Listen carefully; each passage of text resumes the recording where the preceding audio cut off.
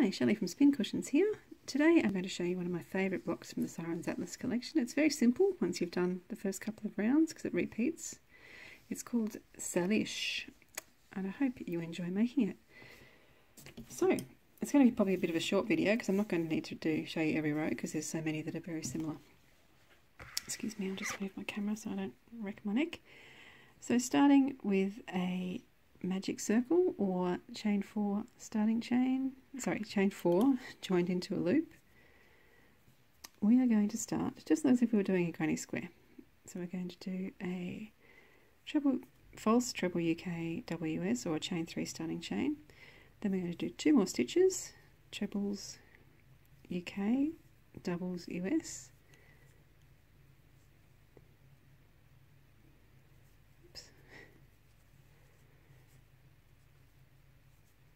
chain 2,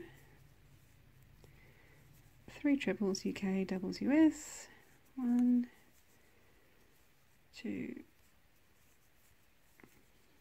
3, chain 2, 3 stitches,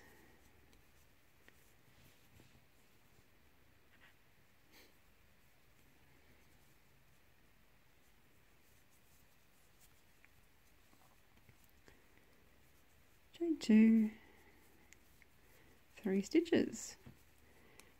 Now I'll only say this once, so I'm not saying it every round. If you want to change colours at the end of any round, simply chain 2 and join with a slip stitch. But if you're not changing colours, this is what I recommend you do. Chain 1 as it's written in the pattern. I'll pull the magic circle tight first. Grab a scrap of yarn if you haven't worked my patterns before because it will really help you know where to put your next stitches. And join with a double crochet UK, single crochet US instead of a slip stitch as you normally would.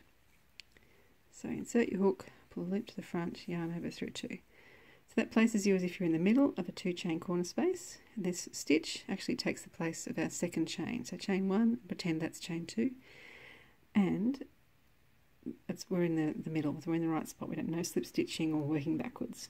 Okay, so round 2, we're going to chain 3 starting chain,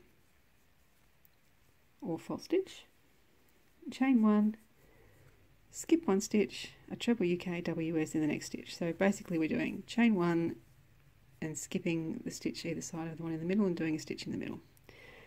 Chain 1 again, and in the corner, chain 2, treble UK WS, chain 2, and then another. So very, very simple side, chain 2, stitch, chain 1, stitch, chain 1, and in the corners, stitch, chain 2, stitch. I'll work around and show you how to finish this round off. Okay, so now I've done all my repeats. I just need to do a stitch in the same place as our first stitches, which is where the stitch marker is. Chain 1, move the stitch marker, join with a double crochet UK, single crochet US to our first stitch. Okay, so next one, there's actually 3 rounds that we're going to repeat continually. So I'm going to call this round the skipping round. So we chain 1, skip a stitch, do a stitch in the next one. This round I'm calling our spike round. So with double crochets UK, single crochets US, we start with a stitch over our joining stitch, which is where that stitch marker is. Then we do a stitch in the next stitch. Then we do a spike, double crochet UK, single crochet US in the stitch below that we skipped last time. So pull up a long loop, like really long, yarn over through 2, stitch in the next stitch, and then a spike stitch in the one we skipped before. You can see how long I am pulling up those loops, but it's necessary. I'll show you what happens if you don't. Then we do a stitch in the next stitch, and our corner is 1 stitch, chain 2, 1 stitch. Okay, I'll show you what happens if you do tight spike stitches. Okay, so if you do like a normal size double crochet UK, single crochet US, you can see it's very, very small, and it's actually going to squish our sides in. I'll just do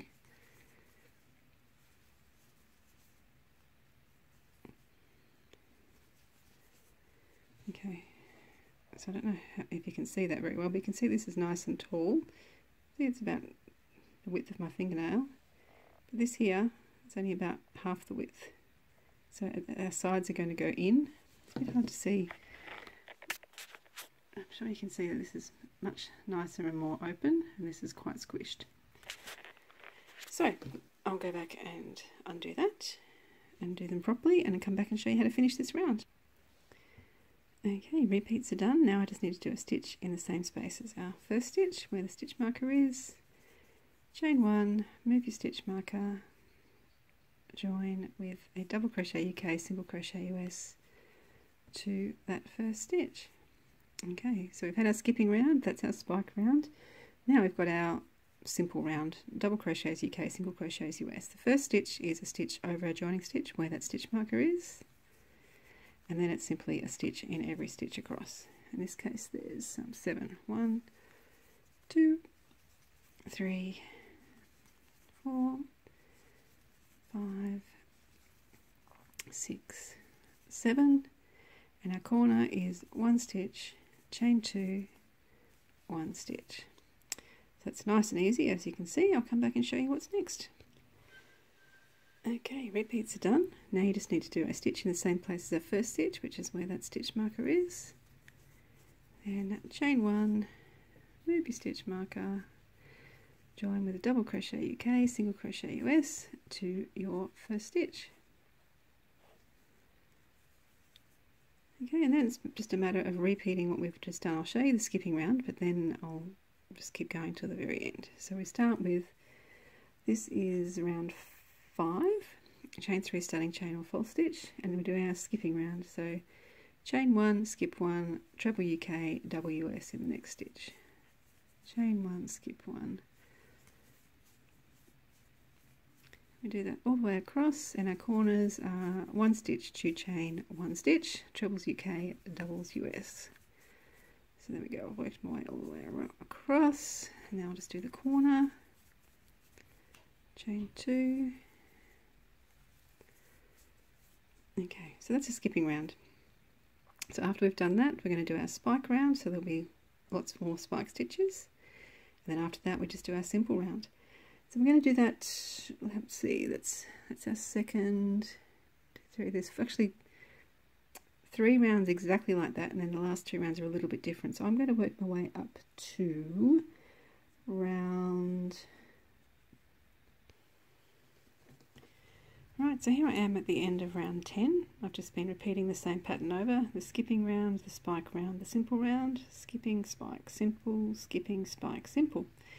Now this one, it really does depend on your spike stitches and your crochet tension, how big this block is going to end up. So this next round we're doing a skipping round again, but this time instead of doing trebles UK, doubles US, we're doing half stitches. So we're going to start with chain 2 starting chain, then we're going to chain 1, skip 1, and do a half treble UK, double US in the next stitch.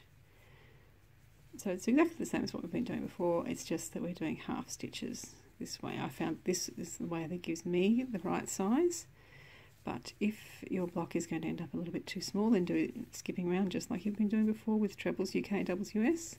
Or if it's going to be even big doing it this way, then you could use doubles UK, singles US instead of these half stitches. So I think you can figure out what to do. It's exactly the same. And then the very last round is a spike round, just like we've been doing before. So I will do those 2 rounds and come and show you at the end. Alright, I'm just about to finish off round 10, so I just need to do a stitch in the same space as the first stitches, which is where the stitch marker is, chain 2, and join with a slip stitch to our first stitch. Oops.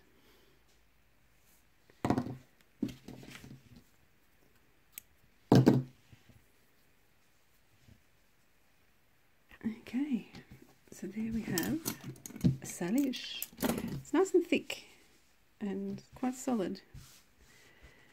Righty-ho, so there we have it in our Bendigo Woolen Mills cotton and our Cascade Ultra Pima cotton. Pretty close match in size. This one's slightly bigger. So as I said, if you want to change the size of this one, probably your best bet is your second last round to change that stitch. Either do a full stitch if you need it bigger, or a small stitch if you need it smaller. or you could just go down a hook size, I guess, for the whole thing. So there you have it. That is Salish from my Sirens Atlas collection. Hopefully I'll see you again soon with another one. Thanks. Bye.